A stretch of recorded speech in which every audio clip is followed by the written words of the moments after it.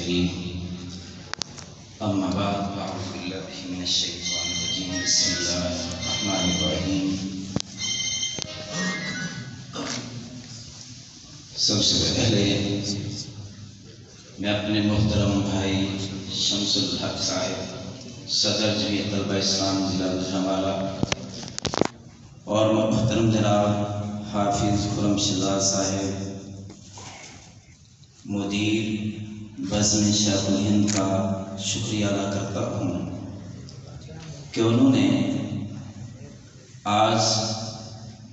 ایک فرض کفایہ ادا کیا ہے اور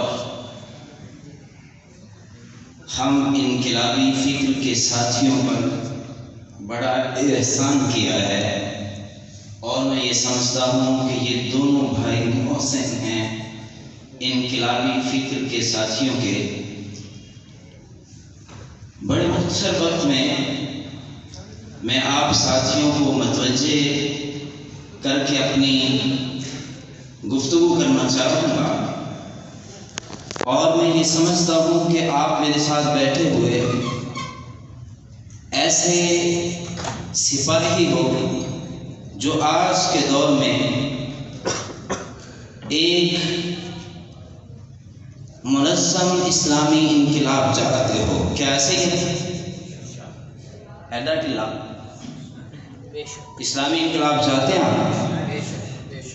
چاہتے ہیں کہ ہمارے ملک میں اللہ کی زمین پر اسلام کا انقلاب آئے. یاد رکھو اس دور میں جو لوگ چاہتے ہیں کہ ہم دنیا کے اندر اسلامی انقلاب برپا کر سکیں، ایسے ساتھیوں کے لیے جب وہ لوگوں کو تیار کریں گے اسلامی انقلاب کے لیے، ذہن سازی کریں گے، تیار کریں گے کہ ہم نے محنت کر کے جدوجہد کر کے اسلامی انقلاب برپا کرنا ہے، تو جن لوگوں کو تیار کرنا ہے وہ کوئی پوچھے گا کس طرح ہوگا، کوئی آئیڈیل بتاؤ، کوئی طریقہ بتاؤ. آپ کو جب آپ دعوت دیں گے تو جواب میں مایوسیاں ملیں گی کہ یہ تو ممکن ہی نہیں، بڑا مشکل ہے. اگر آپ حضور نبی کریم صلی اللہ علیہ وسلم کے اسوے کی بات کریں گے، صحابہ کرام کی زندگیوں کی بات کریں گے، تو جواب میں آپ کو ملے گا یہ بڑی پرانی باتیں ہیں. کہاں حضور نبی کریم صلی اللہ علیہ وسلم کہیں، کہاں ان کے صحابہ، قریب ترین دور کی بات کرو تو میں آپ کو ایک بات بتانا چاہتا ہوں. انقلابیوں کے لیے آج کے دور میں جب کوئی انقلابی تیار کرنے کے لیے انقلابی راستے پہ نکلے گا تو موجودہ دور کی کوئی ایسی شخصیت جو جامع ہو، جو ہمہ گیر ہو، ایسی شخصیت جو انقلابی فکر کے لیے اپنی ایک شخصیت میں بے شمار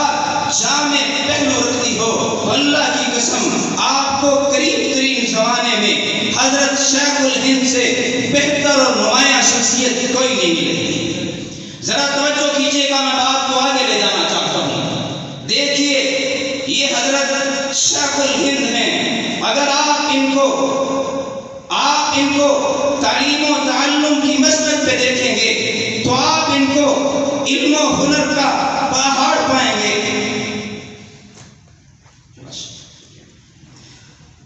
آپ حضرت شیخ الہند کو اگر آپ میدان جہاد میں دیکھیں گے، مسلح جدوجہد کرتے دیکھیں گے، تو آپ ان کو ایسا بہادر پائیں گے کہ ان کے سامنے بڑے بڑے دلیر سپہ سالار ایک نظر آنا شروع ہو جائیں گے. آپ ان کی جس جہد کو دیکھو گے،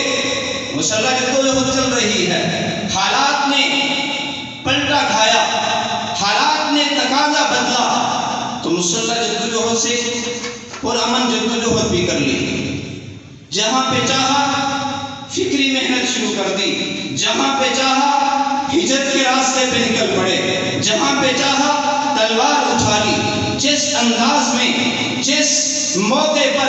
حالات و واقعات نے تقاضا کیا، حضرت شیخ الہند اسی میدان میں نمایاں نظر آئے. میں آپ کو بتانا صرف یہ چاہتا ہوں، وہ دیکھو ہمہ گیر شخصیت شخصیت کے مالک حضرت شیخ الہند جو پوری زندگی قربانیاں دیتے تھے، بچپن سے لے کے جوانی تک، جوانی سے لے کے بڑھاپے تک، جو پوری زندگی چلتے رہے بڑھاپے کے عالم میں جب مالٹا کی جیل میں پہنچے، آپ چشمے تصور میں سوچو کہ وہ مالٹا کی جیل جس جیل کے اندر کسی ساتھی کو تشدد کر کے موت کی گھاٹ اتار دیا جاتا ہے، کسی کو پھانسی کے پھندے پہ لٹکا دیا جاتا ہے، کسی کی زندگی کو کسی انداز میں ختم کر دیا جاتا ہے، آپ ذرا چشمے تصور میں سوچو،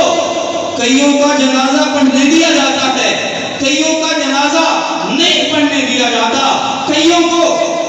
کفن پہنانے دیا جاتا ہے، کئیوں کو کفن پہنانے نہیں دیا جاتا۔ پھر جب وہ جیل سے رہا کے آئے، جسم زخموں سے چور تھا۔ آخری ایک دو بات کر کے بات کو ختم کرنا چاہوں گا۔ یہ 30 نومبر 1920 کی تاریخ تھی، آج بھی ہمیں وہ یاد دلاتی ہے کہ جب حضرت شیخ الہند اپنی وفات سے 2-3 دن پہلے بار بار اداسی کے ساتھ کبھی اوپر دیکھتے کبھی نیچے دیکھتے، پوچھا گیا کیا بے چینی ہے؟ کہا ایک ہی بے چینی ہے کہ آج مجھے بستر پہ موت آ رہی ہے۔ دل تو چاہتا تھا کہ میں جس اسلامی انقلاب کے لیے نکلا ہوا تھا میدانوں میں میرے جسم کے ٹکڑے ہو جاتے۔ جس وقت وفات کے بعد غسل دیا جانے لگا تو دیکھا گیا سارے جسم پر کالے نشان ہیں، اور جب یہ نشان غسل کے دوران دیکھے گئے تو حضرت مدنی غسل دیتے ہوئے